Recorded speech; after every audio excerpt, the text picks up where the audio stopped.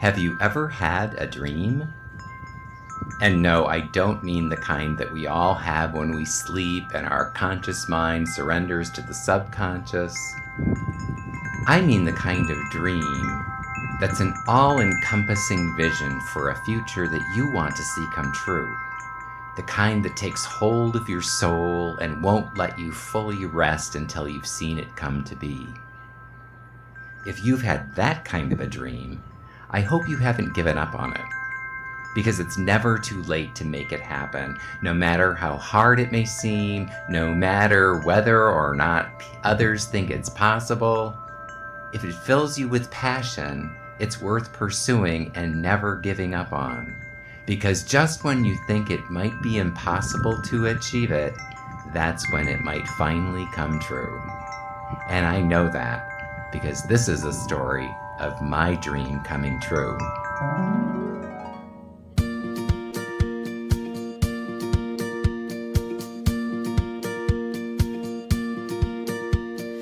This is the place where I want to sit down, put my feet up and just breathe out.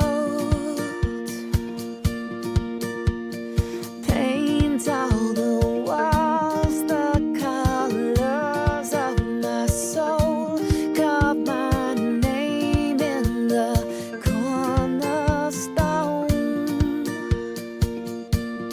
Had a dream of what was home.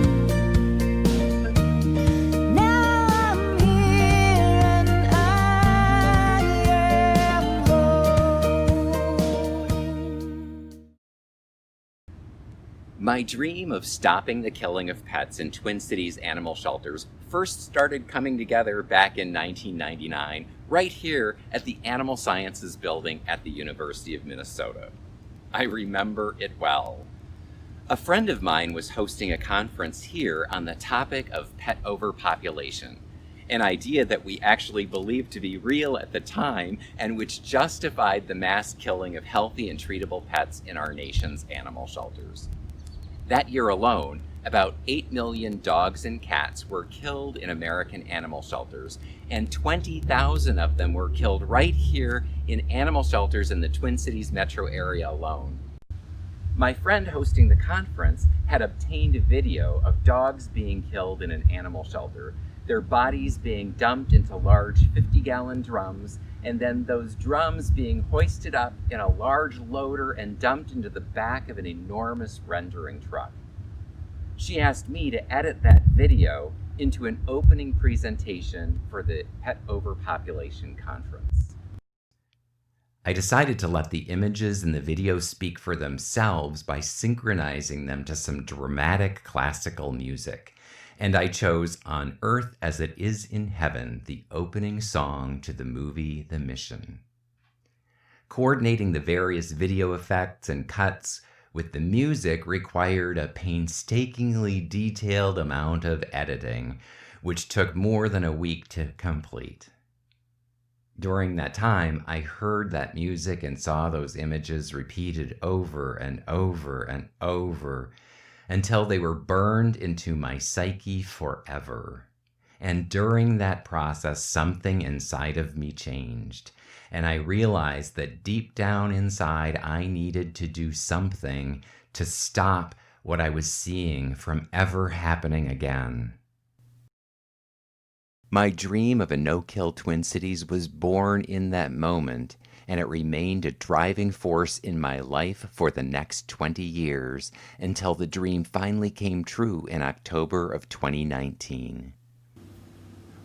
While achieving my dream of a no-kill Twin Cities started for me in 1999 and required the letting go of some old false belief systems like in so-called pet overpopulation, for other people, like my mother, the dream started decades before that.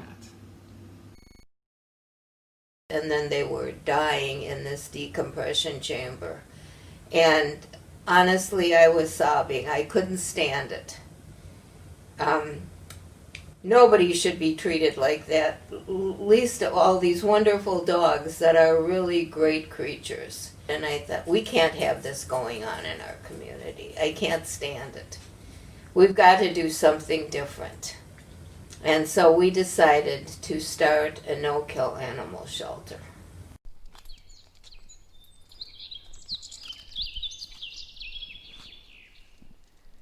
Even though my family operated an animal shelter that featured some of the most luxurious housing available for homeless pets, it was still common for other shelters to kill animals that we offered to save, even as they imported animals from out of state and kept the majority of their cages or kennels empty. Fortunately, we weren't the only ones who had noticed problems with our local sheltering system.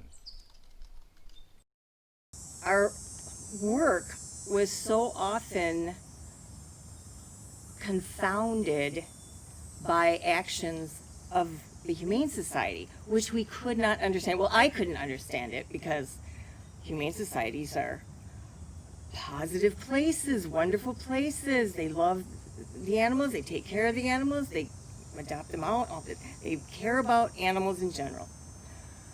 But at every turn, any kind of progress we tried to make, whether it was with the decompression chamber or the gas chamber or rent a rabbit for Easter programs, spay neuter, it was always met with a wall. And so I was quickly schooled in the fact that just because it's called a shelter or a humane society, there could be things that going on there that are far from humane. Striking moment that we had when we had parked, I guess, in kind of the wrong place, and we were going back to check on this dog, and the dogs at that time, they would have yellow tags on their cage, and there was like, this one is slated to be euthanized. And then I was leaving with my, must have been 9-year-old son, and we were on the back door, and the garage door was open, and we saw a big pile of, looked like sleeping dogs, but they were euthanized, I'm sure, and they were being moved by somebody. And that kind of environment, I imagined, well, for me, looking at that, it was kind of emotional and striking. Everything they did during that period of time to kill animals was all, it just was like somebody plunging a knife into me. I couldn't stand it. And yet we couldn't at that point seem to get through to them to try to help them make a difference.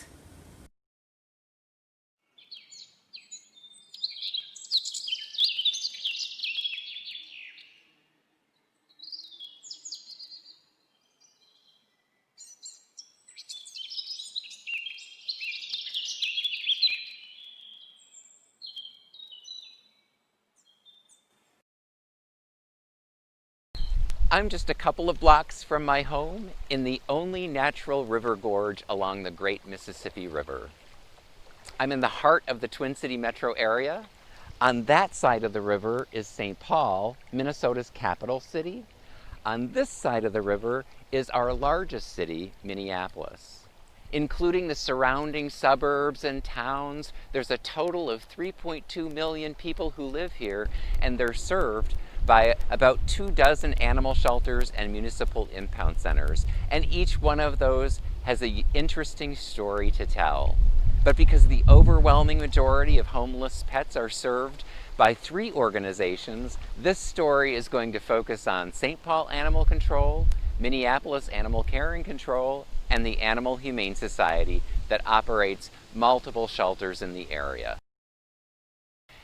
In the year 2000, I decided to quit my corporate job to go work for the animal shelter that my family had founded, with the goal of reforming the animal shelters and stopping the killing. There was just one problem.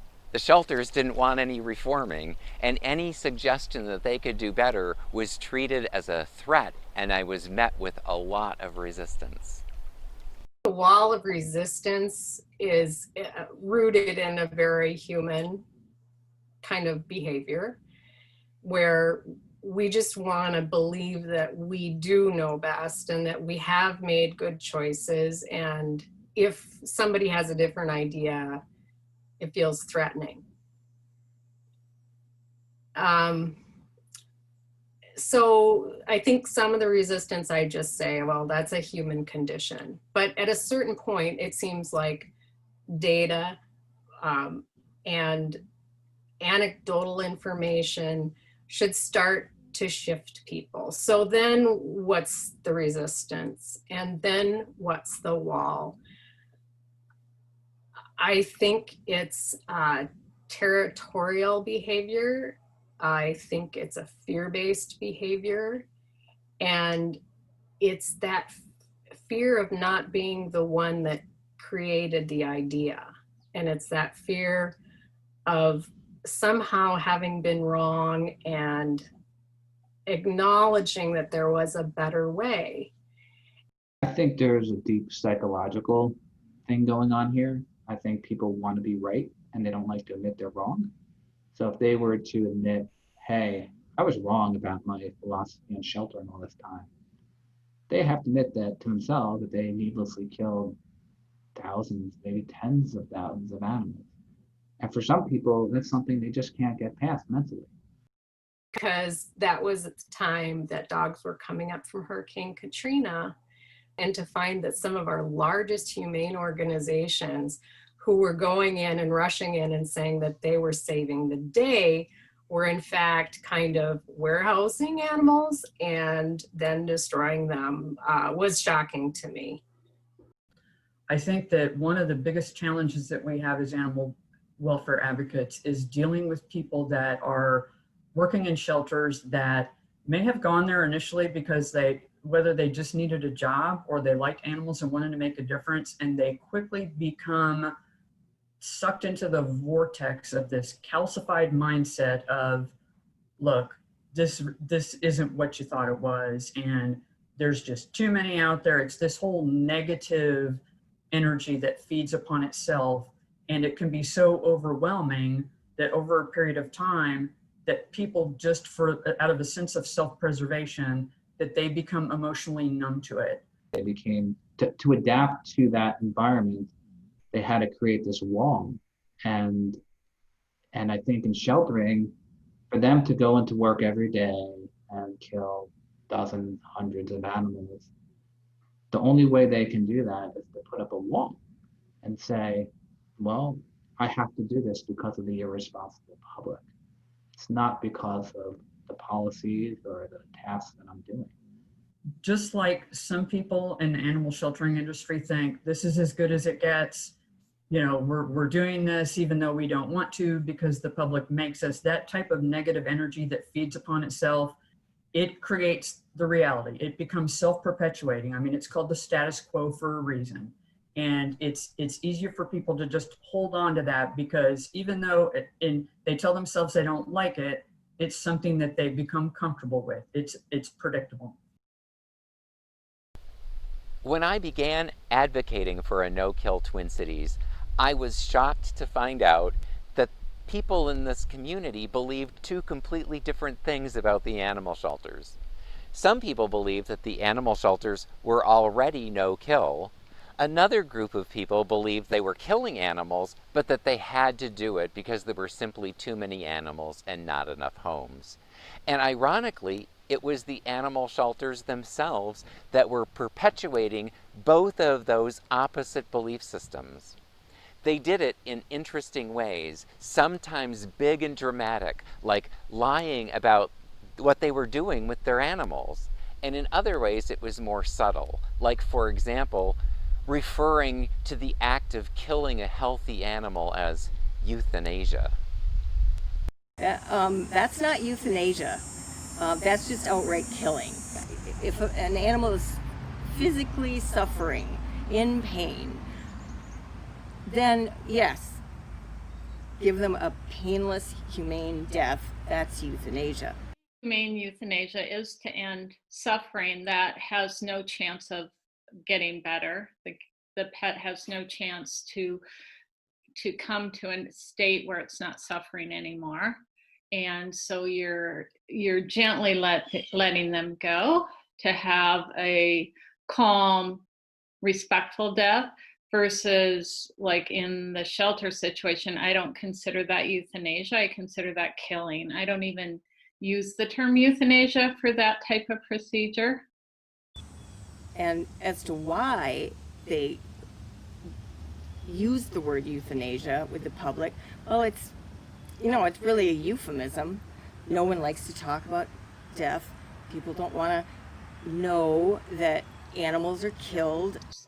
Partly for their own, to assuage their own guilt over what they're doing, because I don't think anyone could really do that and not at some point feel guilty about it. So they can make, by using that term, it seems like a kind thing that they're doing versus using the term I'm killing all these animals. And because I think that if it hadn't been used as euthanasia, the public would have been in an uproar. And the way they labeled it, people didn't realize what was even going on. Not only did animal shelters use the term euthanasia to describe the killing of perfectly healthy animals, they didn't want us to use the term no-kill either.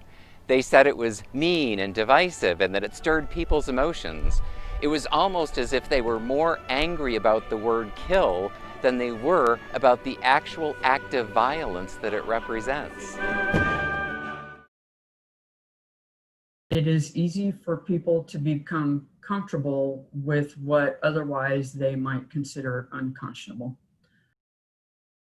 So when I got elected and I got on the council, I was concerned about how many animals were being killed. And as I looked into it more and more, and looked at things like the temperament test for other things, I was much more concerned that this is about a management issue. This is about a high priority on keeping people safe and keeping undesirable dogs off of the street and managing some kind of workload. And the focus wasn't really on the welfare of the animals. It was on something else. And I think it led to a long series of practices so that people thought they were doing things efficiently. And I have to say, thought that they were doing what policymakers and the elected officials wanted, and even probably thought they were doing what the people of Minneapolis wanted as reflected through the policymakers. So it's not really necessarily to blame those individuals, although some of them probably came in with preconceived notions and maybe even got hired because it was supporting what they thought was the right thing, which really was the wrong thing for a lot of people, including me when I got elected, and some of my other colleagues who continued to raise issues about it for a long time, and certainly lots of community members. But there definitely was a system where it was pretty easy and pretty quickly to be put on a time frame. I believe before I got elected, it was simply, if you're not adopted in a certain amount of time, sorry, we're going to have to kill you. And I think when I got elected, it was probably fairly similar. But then there was also a sense of, let's make sure we get the least desirable or least likely to be adopted animals out of our system quickly too, because we have only a certain amount of space or whatever and resources to be efficient. So it really was a kind of a wrong-headed approach. It was in the whole culture of the way that we did things, and I'd suggest the way that we were doing other things in our government too when we had problems. So it was a broader, maybe symptom or a narrower symptom of a broader problem. Sometimes the animal shelters took misleading the public to the extreme, like the case of 130 cats that our local humane society supposedly rescued from a bad situation. Publicly, they asked donations to care for the cats for weeks while they assessed them and got them ready for adoption. And the press lined up in their lobby to tell the story. What nobody knew was that at the time, the order to kill the cats had already come down, and there were staff already in the back room killing cats, and all of them were dead within 48 hours. The Animal Humane Society came in, the savior, to rescue. Lots of media attention. Oh, everyone loved the Animal Humane Society. Look, they were taking in all these animals. They were going to get them homes. They were going to get them healthy and well and adopt them out. I mean, they began killing them as soon as they arrived at the shelter. So it was just this phony PR campaign that brought in lots and lots of money, because everybody loves a rescue story like that, and will dig deep in their pocketbooks, and it was all just smoke and mirrors on the shelter's part. You should not call it rescuing if you're taking animals from a bad situation and then killing them. You shouldn't leave them there. You should absolutely take those animals and get them out of that situation.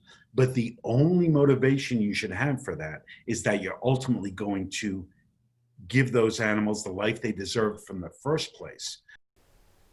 Realizing that the animal shelter that my family had founded was a tiny little fish in a really big pond, and facing insurmountable opposition to a simple request that animal shelters stop killing animals they didn't need to kill, I realized we needed a different strategy.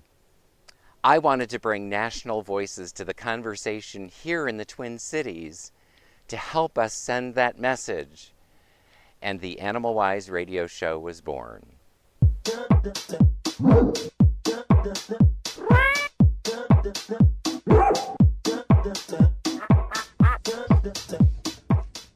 Hi, this is Mike Fry. And this is Beth Nelson. And you are listening to Animal Wise Radio. And we started looking to voices beyond our community. And again, somewhat surprisingly for me, some of those institutions that I had been well trained to trust to be looking out for our companion animals' best interests were indeed really regressive in their programs, really regressive in how they structured sheltering. And it really was kind of a watershed moment when you said one day, I think you should check out this guy. I found him on the internet. His name is Nathan Winograd. And it was my job to find guests to come and talk on the show. And I found this weird YouTube video and watched it. And it wasn't even a question after I had seen that video that the Nathan Winograd had a message that was from a perspective that we hadn't heard in our own community, which is, hey, we changed sheltering in San Francisco. And I can tell you exactly how we did it. And wouldn't you like to know? And you and I were like, yeah, we really would. We really would like to know, because we feel like we're hitting dead ends here. And meeting him on the air was the beginning of a really, really important dialogue and relationship, and really, I think, started to bring some continuity in the show to our message, which week after week, even if our topics would go beyond companion animal welfare, we had Nathan on for a 10-minute segment, and he would talk about, here's how we can change shelter killing. Here's how we can zero it out. Here's how we can create new programs so that more animals are released and more families have an opportunity to be stewards of companion animals. That was a watershed. Nathan Winograd had written the book Redemption, The Myth of Pet Overpopulation and the No-Kill Revolution in America. When I first started reading Nathan Winograd's book Redemption, the idea that pet overpopulation was a myth didn't set very well with me. I was hesitant to embrace it because, after all, my family had spent decades fighting against so-called pet overpopulation. But I slowly had to begin to come to terms with the fact that the only objective measure of pet overpopulation were the number of animals killed in animal shelters. And the shelters in my area were killing large numbers of animals while importing thousands from out of state and keeping a lot of their cages and kennels empty. By the time I finished the book, I realized the only thing that was killing pets in our area were outdated practices, beliefs, and policies. It was kind of a time when broken windows policing and over-policing theories were really prevalent. And the thought was, we can get people for these little tiny things, and we'll make up more little tiny things that we can get them on. Then we can get in there and somehow clean up and make the communities more livable and safer for everybody. And of course, now people are understanding more that that was a pathway for discriminatory police practices, racial profiling, led to mass incarceration and all these things. And quite honestly, I think the animal care and control and the dog, especially the dog ordinances, were part of that and were swept up in that whole theory or culture. And that's what we see. There's this culture of authority in many animal control departments where they don't view the community as someone you're serving, but they're viewing the community as an adversary. Winograd's work proved that killing animals in animal shelters was optional. It didn't have to happen.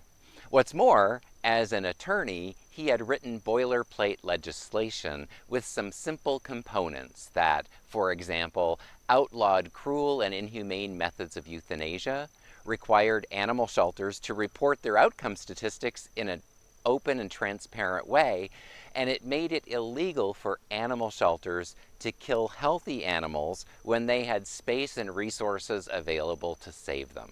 And I remember when he told us that he had drafted sample legislation, and it was called the Companion Animal Protection Act. And it was a way to start saying that as a community, we have expectations of our animal control. And here's what they look like. And here's why, and here's how it can work. And so we had a different, I would say, kind of a different product to shop around.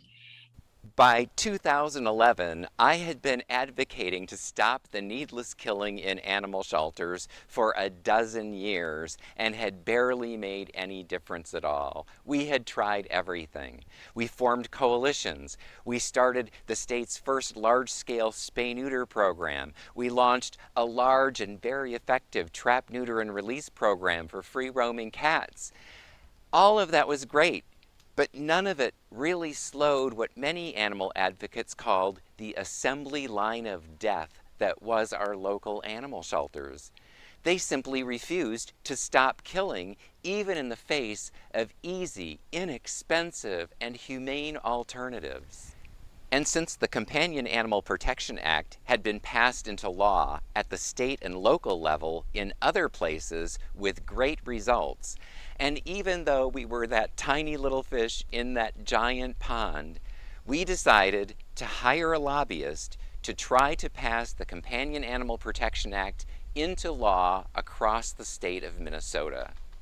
We were met with intense opposition from the animal shelters and, ironically, from the national animal welfare groups.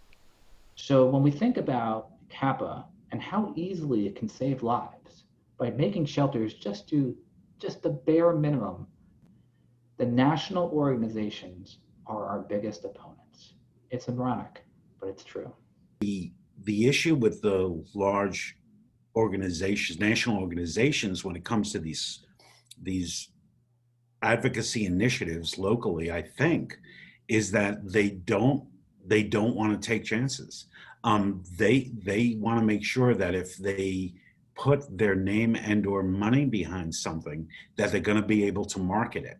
So they're not willing to experiment, which is the key to innovation and progression of making things better. So if I'm the Humane Society of the United States and I put $100,000 into a spay-neuter clinic, almost nothing can go wrong.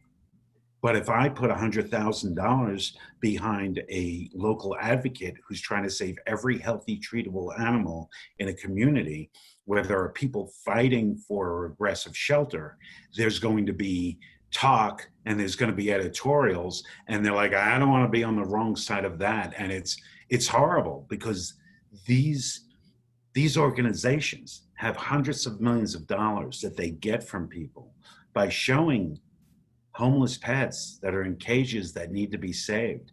And when those people give that money, that's what they believe is happening. And that's not happening. I'm not saying a spay neuter clinic is not a good thing. I'm glad they put money to that. But the fact is if we're not saving animals that are going to be killed, the spay neuter, initiative doesn't have the same gravitas. They continue to fly at 30,000 feet. They just don't ever come down to the ground to help people like you and me. And I think that to a degree, although I think each of the organizations does a little bit of good in different ways, and they're all different in what their specialties are, they're really self-perpetuating money-making machines. By 2013, the fight over CAPA at the Minnesota legislature reached its peak. And then we heard that the animal control director in St. Paul was retiring. And we ended up meeting with city officials there about the ideal qualifications for a successor. And we also talked to them about the Companion Animal Protection Act. As a result, the candidate they selected was Molly Linares, who immediately reformed St. Paul Animal Control, seeing live release rates higher than 90% almost overnight. And while that was really good news, it was even better news that the city of St. Paul decided to pass the Companion Animal Protection Act as a local ordinance. And Molly Linares, who had been out in the DC area, responded to an opening in St. Paul. When I finally got to meet her, it was just kind of like the sunshine came through the clouds, because I felt like, wow, now we don't just have a good working relationship, we have an advocate in St. Paul who's going to step into animal control and has a passion for doing it in the most progressive way. She very quickly determined to reach out and get to know all of the folks that she could in the rescue community that had any connection to St. Paul Animal Control.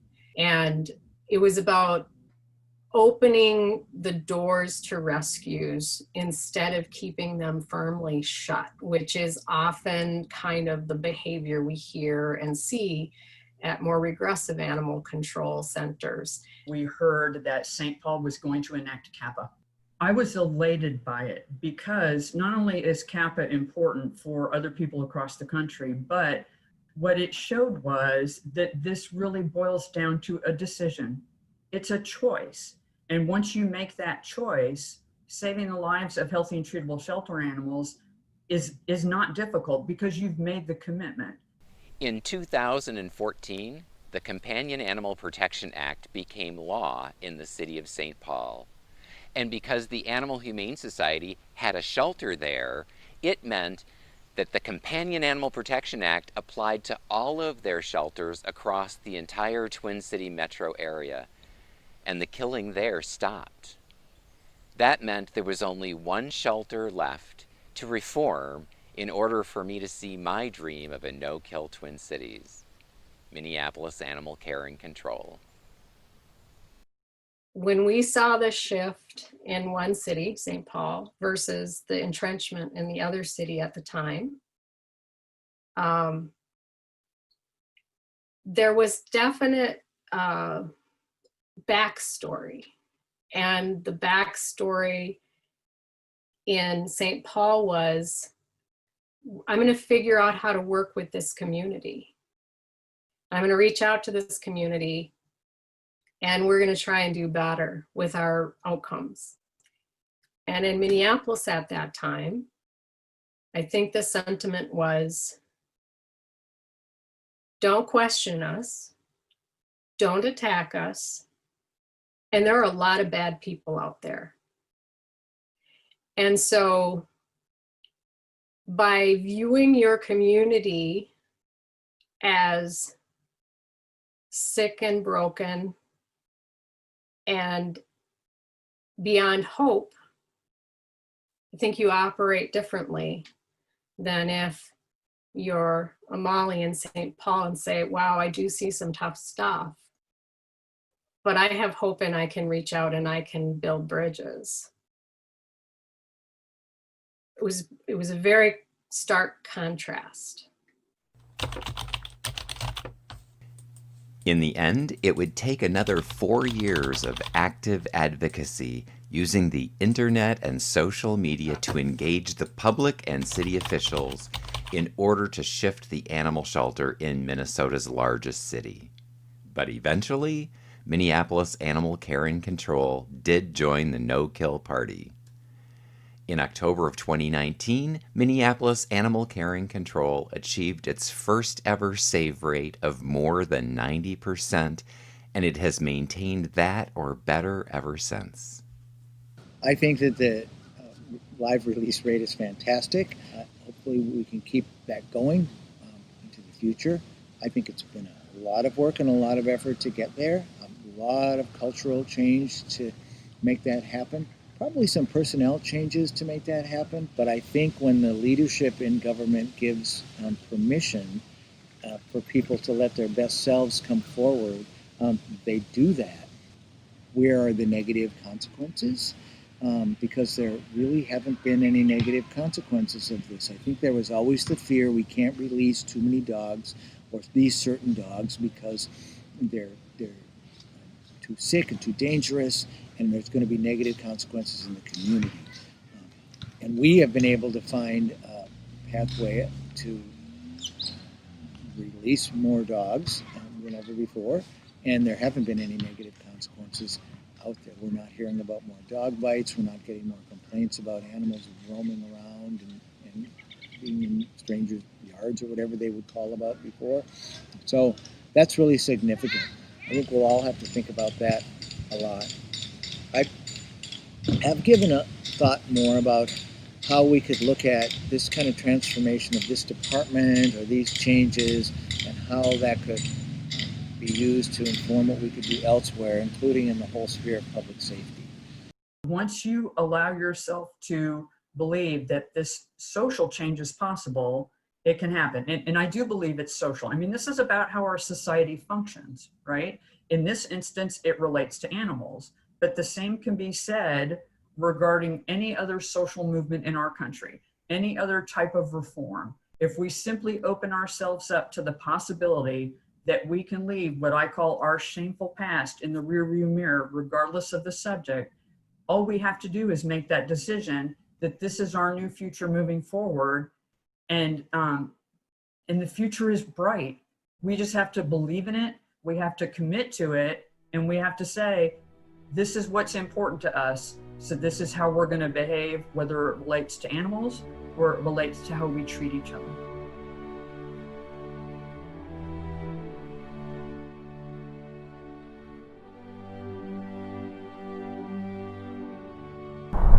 The hardest part of getting to no-kill in the Twin Cities was letting go of old false belief systems that we'd held on to so tightly that perpetuated the killing, and then taking on the power structures that perpetuated those myths.